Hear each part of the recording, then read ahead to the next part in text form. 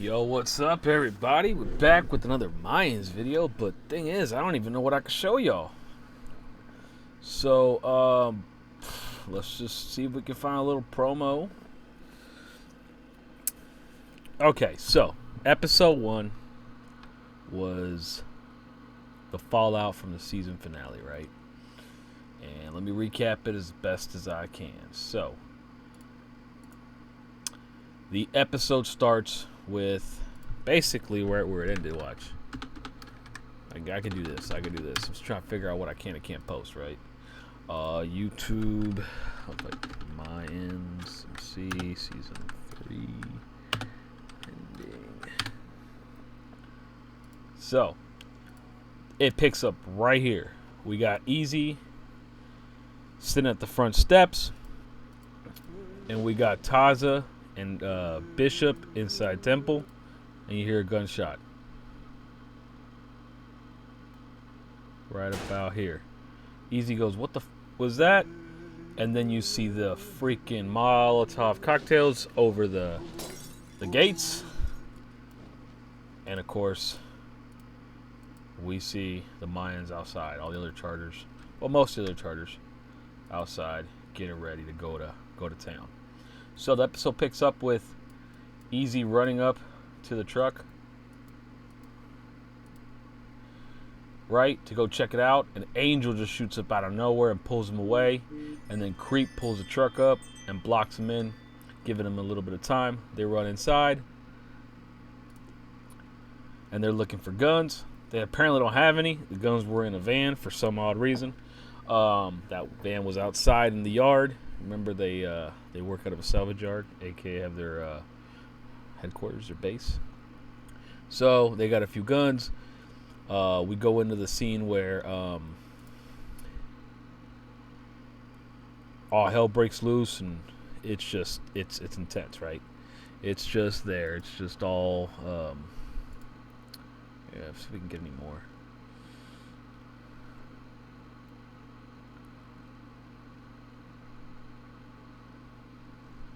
Well, let's do this.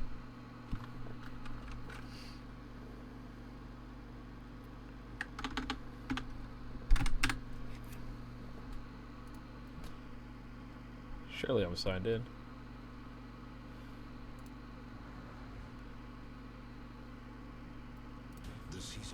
All rights reserved for Disney and FX. So, here we go. Right here. This is the opening, right? Boom.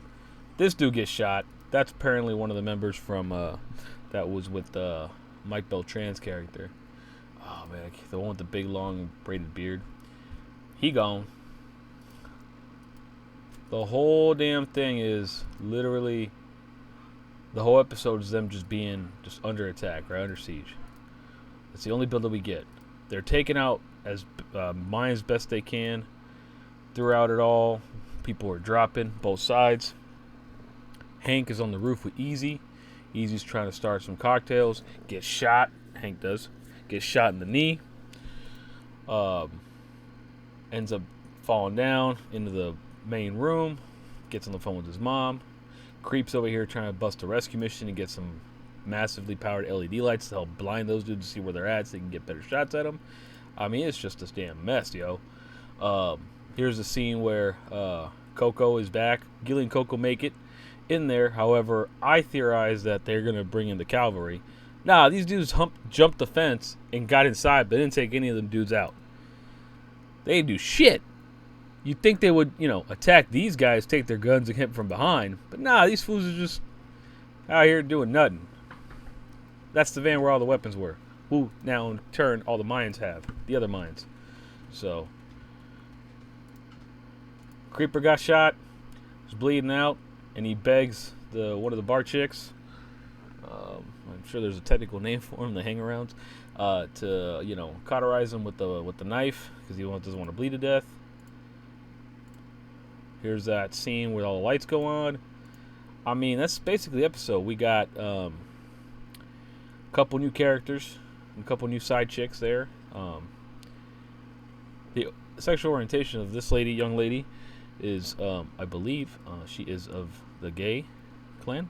No offense to anybody, which is fine. I'm just curious as to why she's hanging around, considering in the biker culture, the hang-arounds are girls that, they're just there for other purposes. So, we expect to see more character development from her. I'm going to say it right now. It'd be dope if she became a Mayan.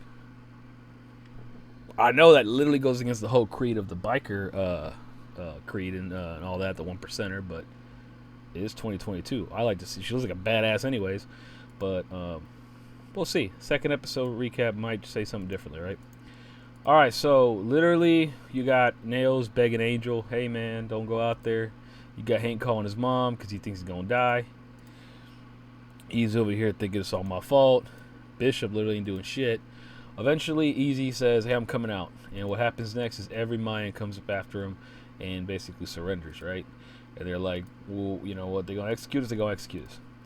Well, then I theorized that somebody was going to come and stop everything, and they're about to pull the trigger on on all of them. Actually, 2 dudes do get shot. They do a little fake out. You think Angel gets shot. And then what ends up happening is that Padrino shows up, right? Padrino shows up the right moment and takes back the club. Now, here's where it gets crazy. He was out, officially out. He got out. He walked away, went to join Galindo. The fact that he has so much power to show up and stop everything, even though technically, by rights, I guess, these guys could have just killed him and vice versa, that just shows you that man's a G. It literally ends with Alvarez over here mad at everybody saying it's his club, right? So that's the end of episode 1. That's where it ends, right? And immediately we get followed up with episode 2, which we're going to go back and see. And again, all rights reserved to FX and Disney. And every other show you see here, all rights reserved to them too. So I'm used to getting banned off of things. Episode 2 starts with the 4-month flashback. Easy's got a new chess piece for all you ladies out there and dudes that are into dudes. There you go. 4 months later, time jump. New chess piece. That wasn't on there. That's the Mayan, one of the Mayan symbols. I've got to get caught up on that. I know a lot more Aztec information than Mayan, but he's still living on the grounds. So whatever happened, right? We don't know yet, but we know that he's still there. There's his bike, working out his prison workouts. We got Nails and 4-month pregnant Nails, maybe 5 months, and Angel out here. They live in their good life. But thing is, Angel's still reminiscing. He still misses his son. He's got the new ultrasound and his new baby on the way, but he's still got this picture that Potter sent him of his son, who he believes to be dead, but we currently know from Adelita's arc in the last season when she hunted down Potter. Potter claims he's not an animal and didn't kill the baby. You just gave him up for adoption. So that baby is alive somewhere, but Angel has no clue. We're all over here hoping there's a rescue mission, and we're hoping the rescue mission that'll eventually happen later in this season, I believe, goes without any problems. What does that mean? I'm just hoping that we don't lose Angel and we gain 2 babies out of it. But it is Mayans MC, which comes out of the roots of Sons of Anarchy, and we've seen some twists. So we keep going.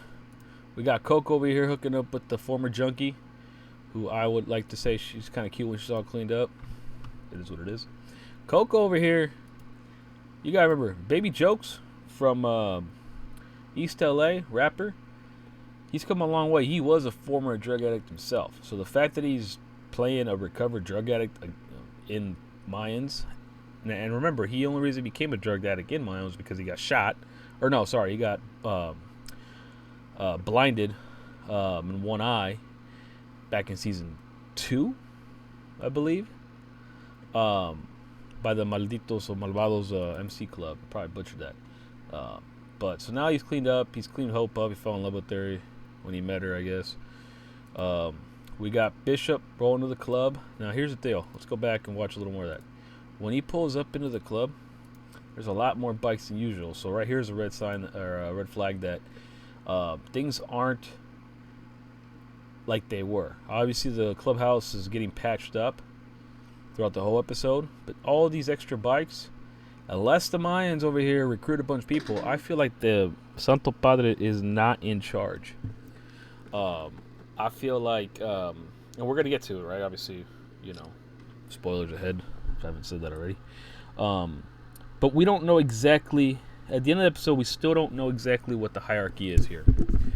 We get bits and pieces, right? Bits and pieces of the hierarchy, but we do not know exactly what happened in those 4 months. I can say with a shadow of a doubt that Santo Padre lost, right? They're probably in some type of probationary period, and they still got to watch their backs. There's people out there gunning to kill them, especially Canche. But because El Padrino is back, he's the only thing holding them back from that happening. Because they want revenge, right? These guys killed a bunch of their dudes. As a matter of fact, not a single person from Santo Padre died. Some people died from Ibarra's crew. Ibarra's Mike Beltran's character. Let me just pull you up who that is.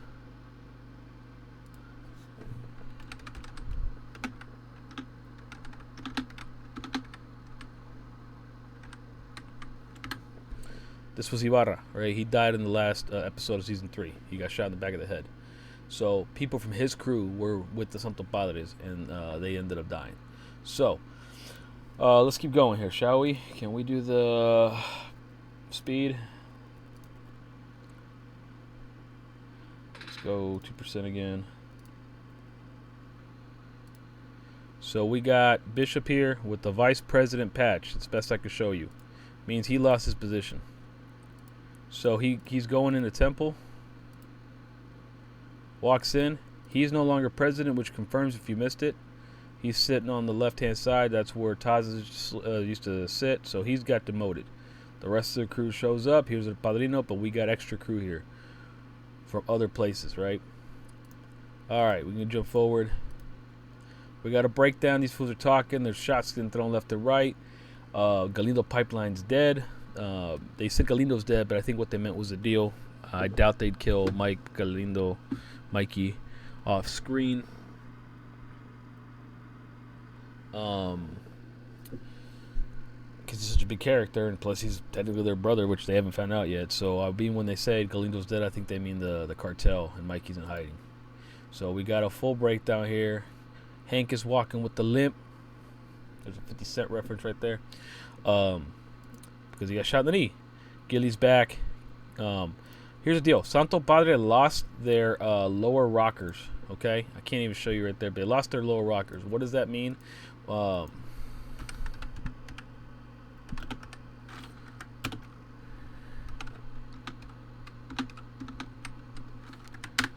we go, watch.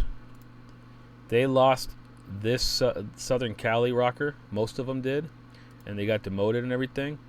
So they're on probation. Or they're basically being probies again. What they have to do now is earn that back. And it's alluded to in there when we see Coco and Gilly talking when they're fixing the windows. And Coco's like, hey, man, you got to chill out if you want that bottom rocker back. We don't know what happened to Coco, if he got, if everybody found out that he was an addict. There's a scene that shows, I'll get to it in a second. But here's a new character. A bunch of you fangirls out there raving because this dude was in some other show and girls think he's hot or some shit. I don't know. I've got a lot of friends that are girls. They're like, oh my god, it's him. I'm like, who the fuck is him? For Mean Girls or some shit? I don't fucking know. We got Easy and him talking, and it pisses off Bishop. Bishop's trying to make a plan to take everything back in the background, and Easy talking with the enemies, and that pissing him off. But then we also got Hank over there acting all weird. Creeper's back. Here's a scene where Creeper asks if he wants to go to a meeting. What kind of meeting? Like an AA meeting or addiction meeting, addicts meeting. So we got, of course, that's what leads me to believe that maybe they found out he was an addict, maybe they didn't. It's kind of sketchy because technically, from the rules we know, if they found out he was an addict, he should be out. But the fact that Creeper is a reformed addict in the show, hence why he's always pictured with water, leads me to believe that maybe Coco, they found out that Coco is, or maybe Coco's doing something. I don't know. He's in rehab. He was going to rehab, now he ain't. We got Pops over here trying to communicate with Easy. There's beef there. We don't know why. He leaves him a note. That note plays in later.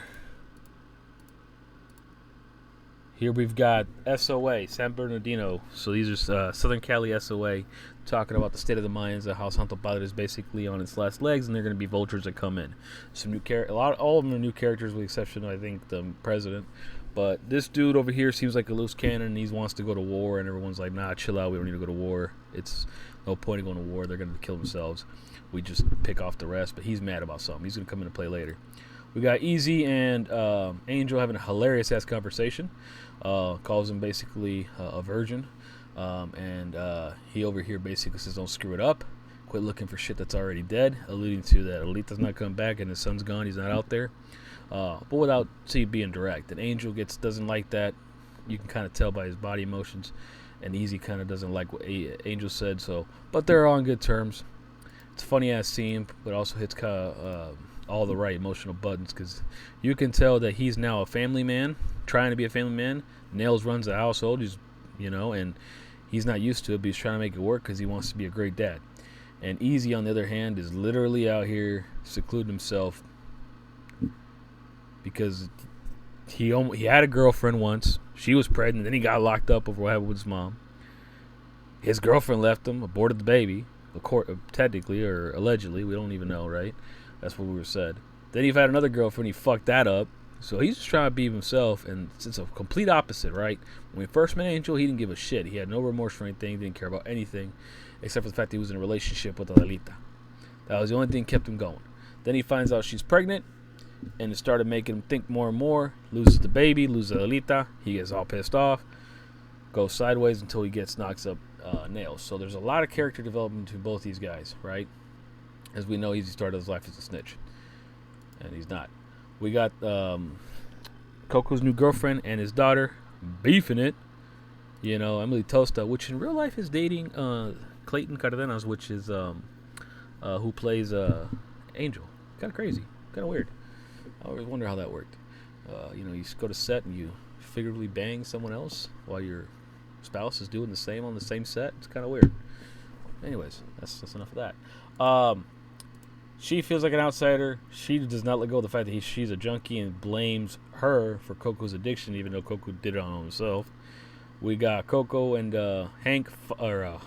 Gilly fighting over who's right, who's wrong. He's pissed off that he stretched and went out of his way to cover Coco, and he paid the price. And then Coco's over here basically being unappreciative that Gilly did everything for him, and just saying everything's cool. I owed you, paid you back. So you still owe him quite a bit, buddy. And Gilly needs to get promoted to a lot more screen time. He's got some acting chops. We got a scene basically where Easy's at the dog pound. Oh, here we go. They call her Justin Bieber, which is kind of fucked up. It's definitely a lesbian joke in there. But she's quit. I guess she was an employee or doesn't want to hang around the mines anymore, and runs up to this barrel. And we have no idea what's in the barrel, but whatever she finds in there shocks the shit out of her. I'm assuming she identifies as her.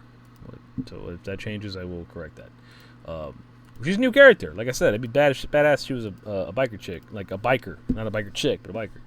Anyways, we got a scene where Creeper's at rehab. Meets a new girl, his new love interest, looks like. Shout out to Creeper. Out there getting some when the rest of us are doing a dry spell. We got, I can't remember, Faith, I think is her name. The former junkie walking back from work. She works at a retail store, like a Dollar General of sorts. And she basically sees Coco's daughter get treated like shit by her boyfriend, and she breaks up with them, and she's all upset. She tries to be the good guy and comfort her, and she accepts it at first, only to turn around and tell her she's a junkie whore. She had taken her advice. Moving on. Taza trying to make right with Bishop. Bishop's still not forgiving him for what he did. I don't know if he's pissed at the fact that he's gay or if he's pissed at the fact that he killed Riz. I think it's the latter. I think he doesn't really give a shit what he does in his personal life, but the fact that he caused the whole war and everything to go sideways because of the fact that he was trying to cover up a secret and therefore killed Riz by suffocating him in order to cause the war so his secret wouldn't come out. I think that's pisses him off the most. I don't really think he cares. I don't think anybody would care if they're like in Sons of Anarchy they did, right? But I don't think the Mayans could give a shit less. The Mayans seem more money oriented and more than others, and they might let things slide. But we don't know yet. We also don't see any white members or black members like we did in in Sons. We saw Hispanic members. We didn't see any black members till the end there. But yeah, I mean, we don't know the full set of rules yet. Even though we're 4 seasons in, with Sons of Anarchy, we had a lot more time to vet that out and get it. So, anyways, Bishop tells him to fuck off, and Taz is still kind of like, fuck, all right, whatever. I'm not ready yet. Leaves. You know, they were brothers at arms, right, for years. Here we go. We got the scene with this guy who really wants to go to fucking war. He's just a loose cannon. These guys here seem like, chill the fuck out, yo. Chill, homie, we'll get to it. Then we got the scene of this chick getting high. We don't know who she is until we find out that it's actually Justin Bieber. And I quote, unquote, let's only say that. Because we don't know her name. We don't know her yet. Her sister. And she has something in a bag. What is that something in the bag? Whatever she found in that barrel, which we'll get to. We've got a scene where Hank comes in to visit El Padrino, and there's a very emotional scene here. As you remember, Miguel Galindo's right hand, I take it back, one of his trusted men, the bigger guy, had a son with Down syndrome, and he was left orphaned because Galindo blamed him for what happened to his mom by not keeping an eye on her. Remember when his mom drove off in the Escalade, she convinced him that she forgot her medicine inside the store. He went out to be a good guy and grabbed the medicine, and she stole the truck, took off, and met up with Felipe, and that's where the Reyes brothers killed her ass because she deserved it.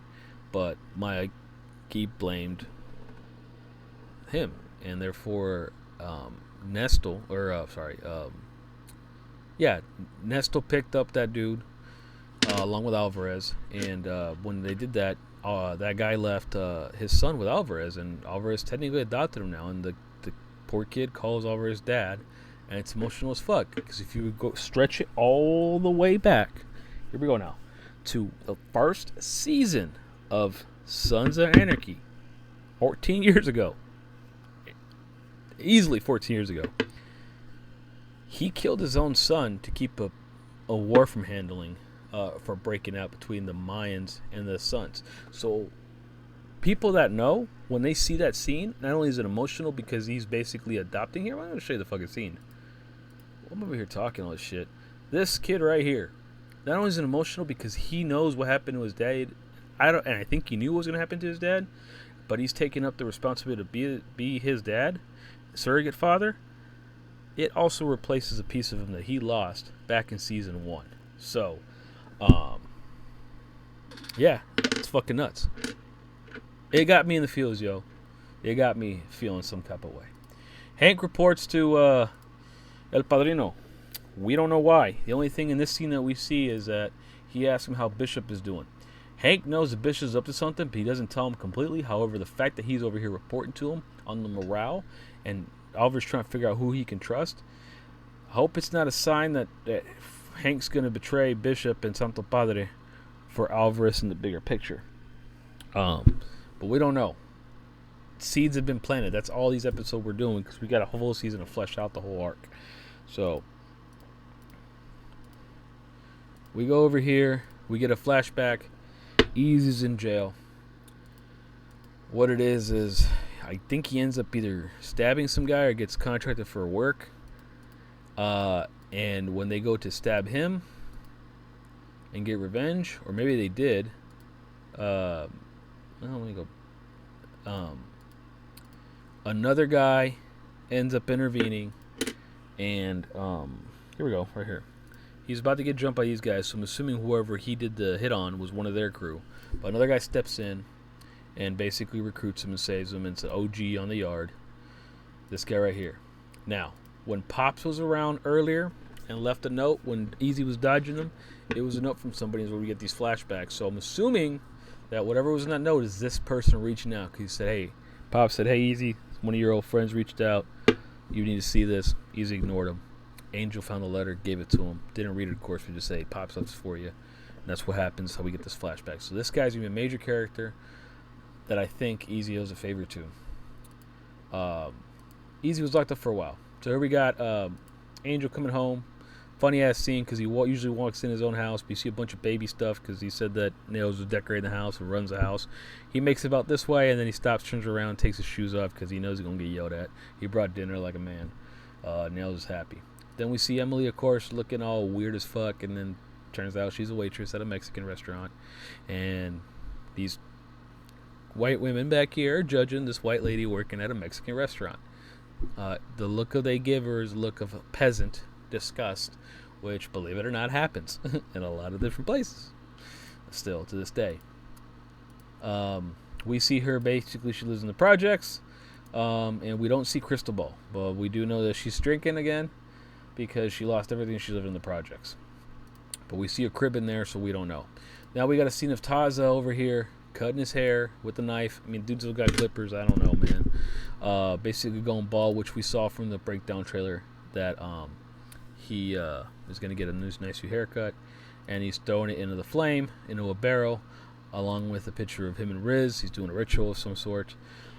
Remember, he's Native American / Mexican, so he definitely leans a lot more to Native American culture and religion.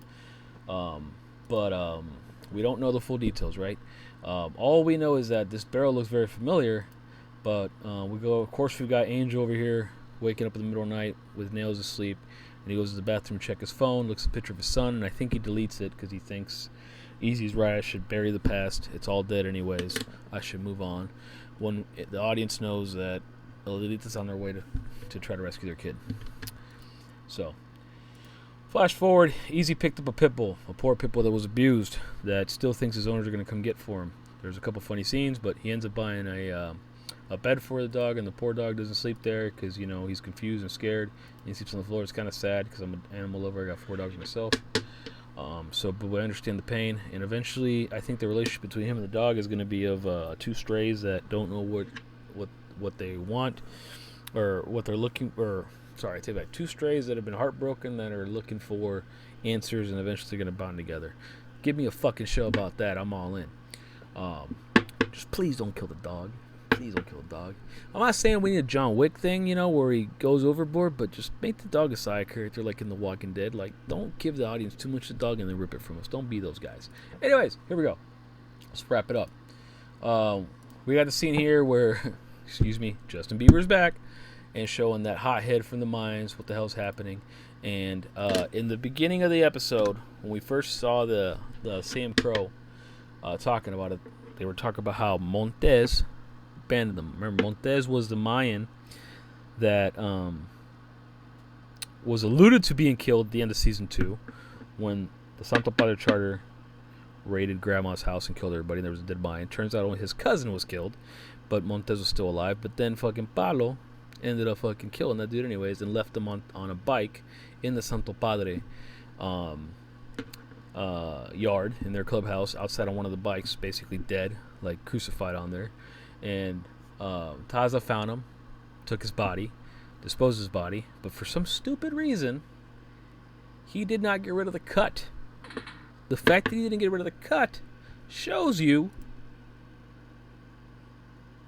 that he's kind of dumb, which is what Justin Bieber, quote unquote, found, and the vice president of San Bernardino, Sons of Anarchy, is wondering why the fuck a cut that belongs to Montez is doing in a barrel in the Santo Padre yard. That's how the war starts, ladies and gentlemen. They can't talk their way out of it. They're not going to confirm that he's dead. Even if they did, they're not going to. Sons aren't going to believe that Palo killed him. This is what throws everything into a loop. All right, so, and that's it. That's what happens. Now we get the small little breakdown at the end here of the next episode and the rest of the season. And we've got basically Canche getting Izzy's face. We've got El Padrino telling Bishop, if you don't like the way things work now, get the fuck out of the club. We got some type of beef between Coco and Angel. And we got more of the flashbacks from prison, whoever that character is. We've got fighting between the different charters that are occupying the Santo Padre house, because remember, Santo Padre technically is on probation. Although we'll find out more what that means, what they can and can't do. But they're not being brought in on missions and runs. They're not. They're barely given scraps to survive. They're trying to bleed them out. So, Now, this chick right here was a chick at the shelter. In the last episode, we saw Easy making out with somebody. And the fact that she has very similar to hair to nails, and it's very similar skin complexion, a lot of us thought that Nails was over here sidestepping with Easy and Easy with the Nails. No, I firmly believe now it's this chick. This is new love interest. However, she's got a dark and twisted past herself. There's a lot of dark and twisted past here. Everything's so dark in this universe. So, but we got some Mayans. It looks like all fucked up. I don't think they're dead. They might be dead. We don't know. It's probably fallout from the war between the Suns and the Mayans.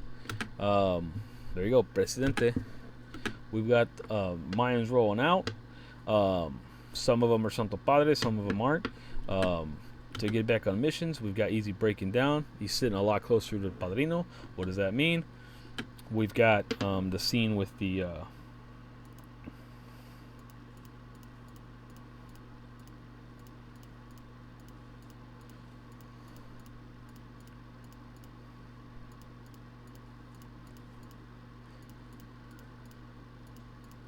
We got the scene with them in the hospital running around, which we see the guys in the elevator or the federal building, whatever.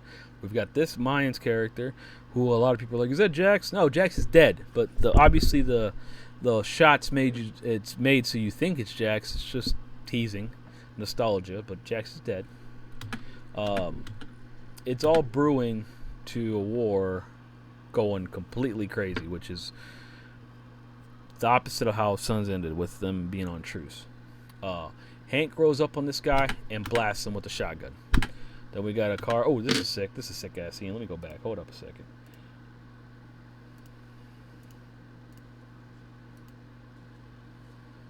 All right, here we go. We saw that car get blown up. We see somebody on a sport bike with what looks like a fucking katana or machete on their back, which is sick as fuck. That's how I ride my Ducati sometimes. I'm just playing. This video's definitely getting taken down for copyright. I already know it is. Come on. Here we go. We got him running through the hospital. We've got Hank pulling up on this dude, blasting his ass with his signature shotgun, sawed-off shotgun. Got that car, gets blown up. This right here, something tells me this is Adelita. She's obviously in some type of supermoto there. Street Fighter style vehicle. There's a katana right here, all dressed in black. Like, fuck, man, just give me a sideshow, whoever this is. It's obviously a chick. Okay, this is a chick. You can just tell by the body figures. I think it's Adelita. I think she's going fucking over here like Deathstroke fucking meets Deadpool meets fucking Biker Boys. I don't fucking know. We got Pops giving words of wisdom like always. Now he's talking Easy, he's talking to him. We don't know what the beef is about. We don't know why Easy was pushing him away. We'll find out. We've got something going on at the clubhouse. Coco's looking all confused. We've got Adelita right here. Pissed, crying, upset. Something's happened. She's having trouble finding her son. Here's Taza's new look. Makes his ass look 30 years younger. I bet this is the scene after Easy punches him in the face. But we don't know for sure. We don't know what kind of scenes happens. But here we go. We got a bloody Mayans cut that says in memoria. Memoriam. This is a taunt. I have a feeling that somebody got killed. This is in there to make you think it's a major player, but it's probably one of the other guys from the other clubs that the Suns killed and mailed this to him to basically say, fuck you, we know what you did, we're coming after you. Which is going to be a shock to 99% of the club because only one person knows that Montez is dead. And that's fucking Taza. And then we've got this scene here where somebody goes, what the hell did you do? Seems like the quote of the year. It happened in Batman. It happened in a couple other movies and TV shows. Like, what did you do? And you're like, oh my God, what did he do? Well, here we go. So whatever happened here is crazy. Here's the thing. Theory time. Wild theory that I can't prove. This whole scene here, this whole elevator, hospital, running around scene, I'm calling it right now. At the end of this video, because it's a long ass video, and I think it's gonna work, is Angel has a clue that his son's alive, thanks to Adelita. It's the rescue mission, but at the same time they run into the Suns. They're at a hospital somewhere this baby's at, and they're out there trying to rescue him. and they don't know what the fuck happened here. Maybe Adelita shows up and is cutting dudes up, trying to get the baby, and they're shocked as shit. Maybe this is the scene where they find the baby. Who knows? But I have a feeling this all ties to Angel finding his son, Easy finding his nephew, and that's just the sons are there for whatever reason. They're following them or whatever. Or there's another element in there that the sons have no clue that's where the baby's at, and these dudes here think that the sons are involved because it sounds like they caught the sons from the first video, the breakdown, by surprise with pizza in the elevator. Fucking pizza, yo. But I'm telling you right now, this scene right here, I'll bet you whatever. Well, almost, no, not whatever. I'll bet you whatever you want to bet that's reasonable, that this has to do with the baby. That's my theory. That's my running theory. I got nothing to back it up other than my fucking fantasies. So, here we go. Look at the look on these guys. There's just something shock them. But this isn't a look of like scared or disgust. This is a, oh shit, like a, whoo kind of look. You know what I'm saying? That sounds kind of weird. I'll bet the baby's there. Do some CSI shit and fucking blow up his eyes right there and reflect the baby grinning or something. I don't know. And that's what happens. That's the breakdown for the rest of the season, with the breakdown of first episode, breakdown of second episode. I have no idea if I committed any copyright violations there. If it gets struck down, we get struck down. I don't know what to tell you. Other people do it. I don't own the rights to any of this. This is pure speculation on what I did. Thank you for the footage. All rights reserved. And I did this all in one take, so that's why the video is a lot longer than it should have been, and I covered 3 different things. We'll be back. We'll see if we can fine-tune this whole process. This is something new that I'm trying on the channel. I'm going to go upload it. Give me all your comments. I love theorizing with this stuff. This is more fun than the crypto stuff. I'm shooting another video right after this for crypto if you guys want an update on that. It was a crazy day today. It's going to get crazier. But like, comment, subscribe, and share. I'll see y'all later.